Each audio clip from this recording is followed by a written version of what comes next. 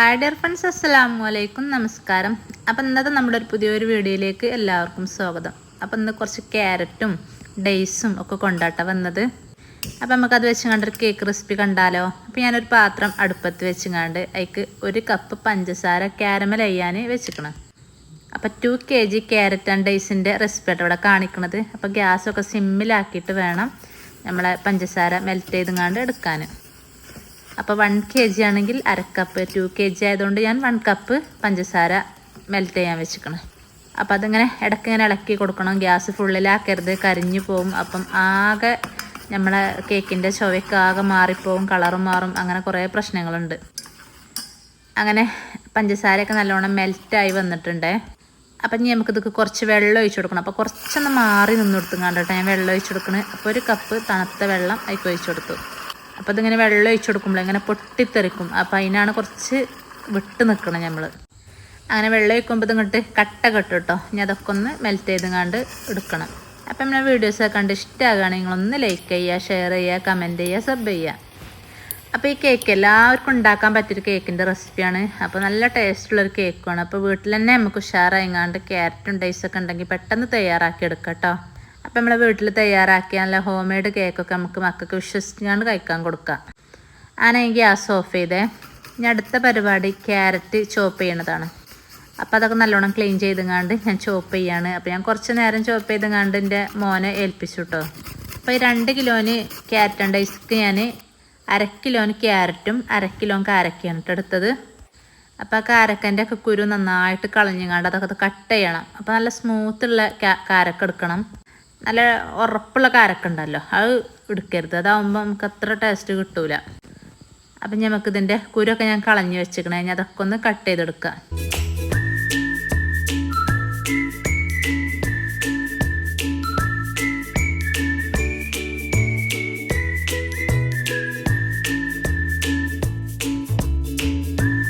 അപ്പം നമ്മൾ കേക്ക് ഉണ്ടാക്കുന്നതിൻ്റെ മുന്നേ തന്നെ നമുക്ക് ഫസ്റ്റത്തെ സ്റ്റെപ്പ് ഇതാണ് കേട്ടോ. ഗ്യാസുമ്മലൊന്ന് പാത്രമൊക്കെ ഒന്ന് ചൂടാക്കാൻ വെക്കണം. ഗ്യാസ് കത്തിച്ചിട്ട് ഗ്യാസ് സിമ്മിലാക്കുക. എന്നിട്ട് പാത്രം വെച്ചിട്ട് അതിൻ്റെ ഉള്ളിൽ റിങ് വെച്ച് കൊടുക്കുക. അപ്പം എൻ്റെ ഓവന് പണി തന്നിക്കണം, അതുകൊണ്ട് ഞാൻ ഗ്യാസുമ്മലാട്ടോ അപ്പോൾ ചെയ്തെടുക്കണത്. അപ്പം നമുക്ക് പൊടികളൊക്കെ ഒന്ന് എടുത്ത് വെക്കാം. അപ്പോൾ ഒരു പാത്രം, ഒരു അരിപ്പൊക്കെ എടുത്ത് വെച്ചിക്കണേ. അപ്പം നമുക്ക് മൈദയൊക്കെ ഇട്ട് കൊടുക്കണം. അപ്പോൾ 1 kg കേക്ക് 1.5 കപ്പ് മൈദയാണ് വേണ്ടത് കേട്ടോ. അപ്പോൾ ഞാൻ 2 kg ചെയ്യണോണ്ട് 3 കപ്പ് മൈദ ഇവിടെ എടുത്തുക്കണം. നമുക്ക് ഗീ കേക്ക്, ക്യാരറ്റ് കേക്ക് ഇതൊക്കെ നമുക്ക് മിക്സിൻ്റെ ജാറിലും തയ്യാറാക്കാം കേട്ടോ. മിക്സിൻ്റെ ജാറിൽ നമുക്ക് അടിച്ചുകൊണ്ട് പിന്നെ 2 ടീസ്പൂണ് ബേക്കിംഗ് പൗഡർ കേട്ടോ. അപ്പോൾ 2 kgൻ്റെ റെസിപ്പിയാണ് ഞാൻ ഇവിടെ പറയണത്. അതേപോലെ 1/4 ടീസ്പൂണ് ബേക്കിംഗ് സോഡ. നമുക്ക് നല്ലോണം ഒന്ന് അരിച്ചെടുക്കുക.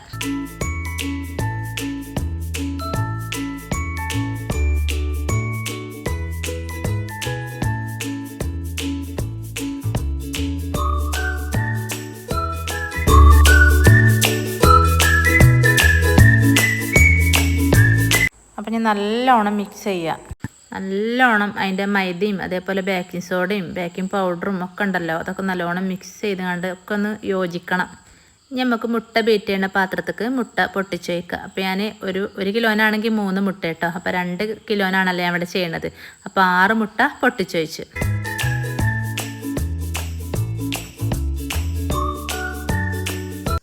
ഇനി വാനില എസൻസ് 2 ടീസ്പൂണ് അതൊഴിച്ച് കൊടുക്കുക.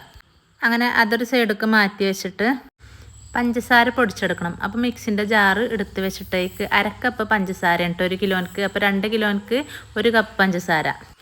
അതിക്ക് പട്ട ഒരു 3-4 പീസ് അതിട്ടെടുത്തുകൊണ്ടൊന്ന് നന്നായിട്ട് പൊടിച്ചെടുക്കുക. പിന്നെ ഈ മുട്ട ബീറ്റ് ചെയ്യുന്ന പാത്രത്തേക്ക് ഞാനൊരു 1/4 ടീസ്പൂൺ ഉപ്പിട്ടെടുത്തേക്കണം. ഇനി നമുക്ക് നന്നായിട്ടൊന്ന് ബീറ്റ് ചെയ്യാം.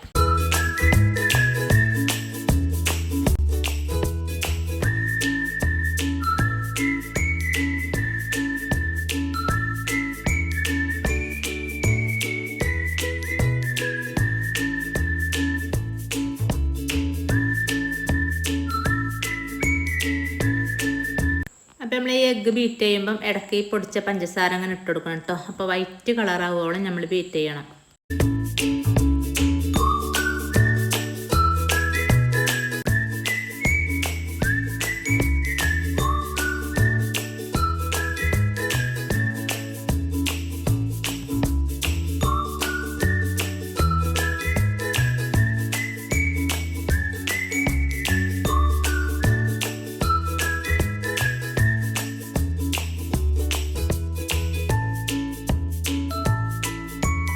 എഗ്ഗ് ബീറ്റ് ചെയ്യുന്ന സമയം കൊണ്ട് നമുക്ക് മോൾഡുകളൊക്കെ ഒന്ന് ഓയിൽ തടവിയെടുക്കുക. അപ്പോൾ അതിൽ കുറച്ച് ബ്രഷിൽ ഓയിലാക്കിങ്ങാണ്ട് അങ്ങനെ നല്ലോണം ഓയിൽ ഉണ്ടാവരുത് കേട്ടോ. ഒരു അംശം മതി, നമ്മളെ ബ്രഷുമ്പോൾ ഒന്ന് ചെറുങ്ങനെ ഒന്ന് ആക്കിയാൽ മതി. എന്നിട്ട് ഒന്ന് എല്ലായിടത്തൊന്ന് ടച്ച് ചെയ്യുന്ന രീതിയിലൊന്ന് ആക്കി കൊടുക്കുക. പിന്നെ നമുക്ക് ബട്ടർ പേപ്പർ ഇട്ട് കൊടുക്കുക. അപ്പം ഷേപ്പ് ആയങ്ങാണ്ട് ഇങ്ങനെ കട്ട് ചെയ്തെടുത്തിട്ടൊന്നുമില്ല കേട്ടോ പേപ്പർ. അപ്പോൾ അങ്ങനെ 2 പാത്രത്തേക്കും അങ്ങനെ വെച്ച് കൊടുക്കുക. അപ്പോൾ നമ്മളെ എഗ്ഗ് ബീറ്റ് ചെയ്തതൊക്കെ കുറച്ച് വൈറ്റ് കളറായി വന്നിക്കണം കേട്ടോ. ഇനി നമുക്ക് നമ്മളെ പൊടികളും അതേപോലെ ക്യാരറ്റും ഈത്തപ്പഴം ഒക്കെ ഇട്ടെടുക്കണമല്ലോ. അപ്പം എഗ്ഗൊക്കെ നല്ലോണം ബീറ്റായാലും നമുക്ക് സൺഫ്ലവർ ഓയിൽ 1 കപ്പ് കേട്ടോ. 2 കിലോക്കാണ് ഞാൻ ഈ പറയണത്. 1 കപ്പ് ഓയിൽ അങ്ങനെ ഒഴിച്ചു കൊടുക്കുക. 1 കിലോനാണെങ്കിൽ 1/2 കപ്പ് അങ്ങനെ അത് ഒഴിച്ചു കൊടുത്തപ്പോൾ സ്പീഡ് കുറച്ചിട്ടാട്ടോ ചെയ്യണത്. ഒന്നും ഇങ്ങോട്ട് കറങ്ങിയാൽ മതി, വേഗം ഓഫ് ചെയ്യുക. പെട്ടെന്ന് നല്ലോണം ഇങ്ങോട്ട് കുത്തി ബീറ്റ് ചെയ്യാൻ പാടില്ല. ഓയിൽ ഒഴിച്ചു കൊടുത്തിട്ട് നല്ലോണം ബീറ്റ് ചെയ്താലേ നമ്മളെ ബാറ്ററൊക്കെ ഇങ്ങോട്ട് താന്ന് പോവും. അപ്പം നമുക്ക് പൊടിയൊക്കെ ഇട്ട് കൊടുക്കാം. അപ്പം കുറച്ച് പൊടി ഇട്ട് കൊടുക്കുക, കുറച്ച് ക്യാരറ്റ് ഇട്ട് കൊടുക്കുക, അതേപോലെ കുറച്ച് നമ്മളെ ഈത്തപ്പഴം ഇട്ട് കൊടുക്കുക. അങ്ങനെ കുറച്ച് അങ്ങനെ ഇട്ടെടുത്ത് കണ്ട് ഇങ്ങനെ ഞാൻ കുറഞ്ഞ സ്പീഡിൽ ഇങ്ങനെ ബീറ്റ് ചെയ്യണം കേട്ടോ.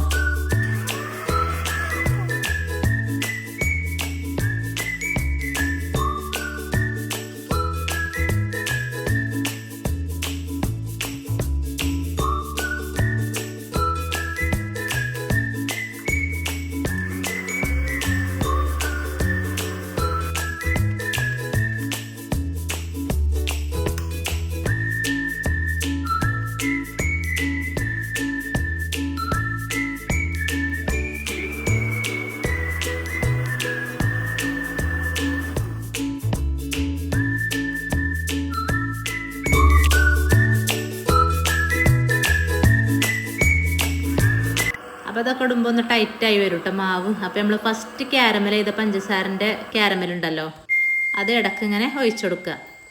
അപ്പം മാവ് കുറച്ചിങ്ങോട്ട് ലൂസായി മാറും.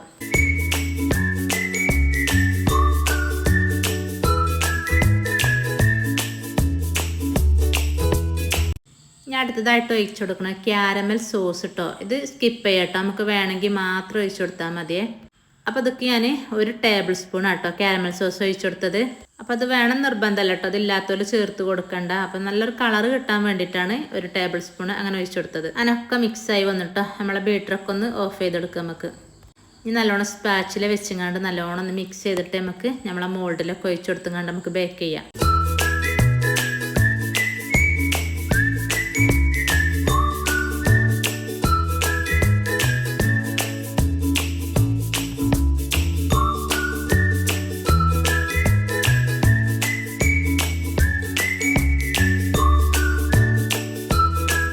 സാധാ ക്രീം കേക്ക് ഉണ്ടല്ലോ, ബ്ലാക്ക് ഫോറസ്റ്റ്, വൈറ്റ് ഫോറസ്റ്റ്, ആ കേക്കൊക്കെ ഉണ്ടാക്കണ ആ മാവിൻ്റെ രീതി ആവില്ല ഇട്ടത്. ഇത് കുറച്ച് ടൈറ്റ് ആയിക്കാരം.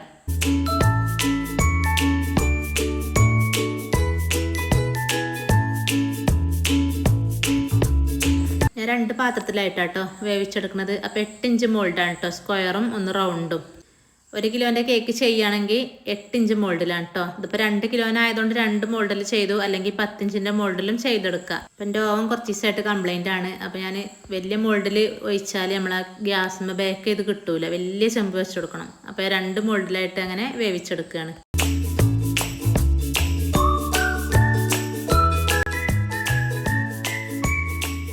അപ്പോൾ നല്ലോണം ഒന്ന് ടാപ്പ് ചെയ്ത് കൊടുക്കണം കേട്ടോ.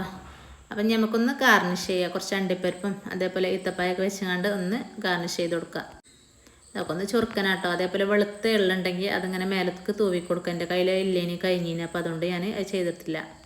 ഇതൊക്കെ സിമ്പിളാട്ടോ, നമ്മൾ മറ്റേ കേക്കിന് ചെയ്യണ അത്ര പണിയൊന്നുമില്ല. ഒറ്റ സിമ്പിൾ കാരണം കുറച്ച് ക്യാരറ്റും അതേപോലെ കുറച്ച് ഈത്തപ്പായൊക്കെ ഉണ്ടെങ്കിൽ പെട്ടെന്ന് ചെയ്തെടുക്കുക.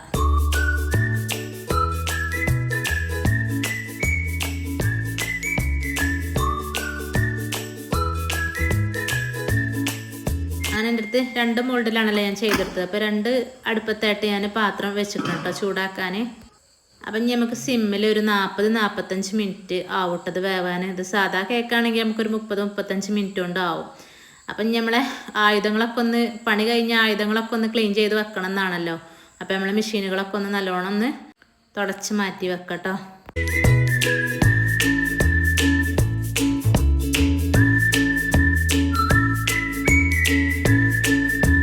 ഇപ്പോൾ ഒരു 40 മിനിറ്റ് ആയപ്പോൾ ഞാനൊന്ന് തുറന്ന് നോക്കിട്ടോ. അപ്പോൾ പപ്പടക്കോല് വെച്ചുകൊണ്ട് ഒന്ന് കുത്തി നോക്കി.